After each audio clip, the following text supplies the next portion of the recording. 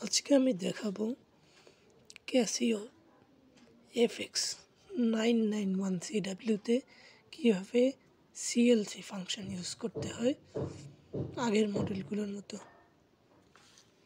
প্রথমেই আমরা একটি সাম সিলেক্ট করি,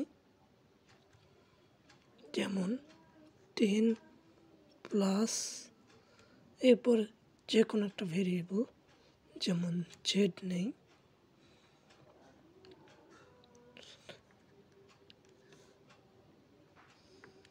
এরপরে সিএলসি ইউজ করার জন্য ভ্যারিয়েবলে ক্লিক করতে জেডের মান আমরা 5 যদি দিই, তারপরে এক্সিকিউট বাটন চাপতে হবে, তারপরে ব্যাক করে আবার এক্সিকিউট চাপতে হবে, তাহলে ভ্যালু 5 আসলো।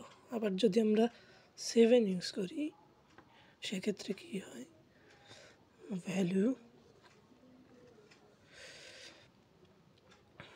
7, এক্সিকিউট, তারপরে ব্যাক, আবার এক্সিকিউট যদি আমরা চাপি তাহলে 17/3 অ্যান্সার।